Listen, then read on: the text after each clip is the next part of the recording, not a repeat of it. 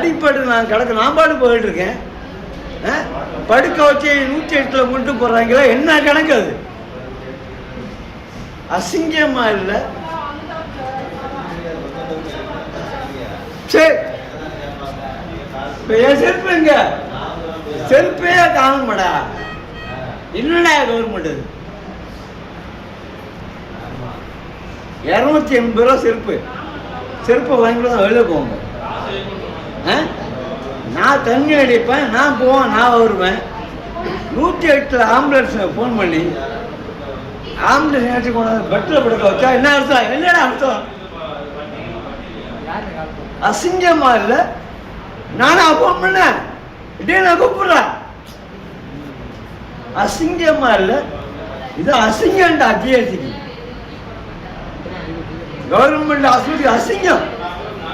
நான் கேட்டேனா, நல்லா இருக்கேன், தெம்பா இருக்கேன், எனக்கு குறை இருக்கா? தம்பி நல்லா பருவம் நல்லா இருக்கேன், நல்லா இருக்கேன்.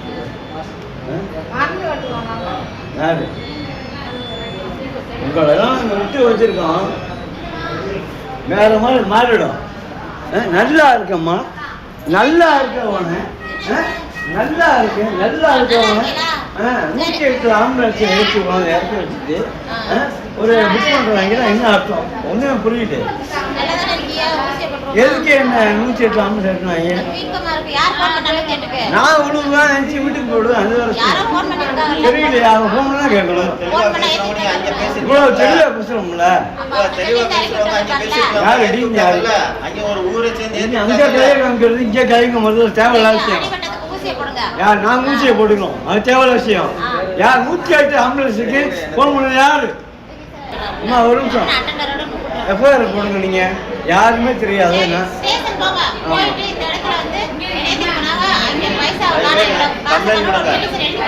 நான் நேற்று நாகூர் ஆக்சுவல் நாகூர் மாவட்டம்.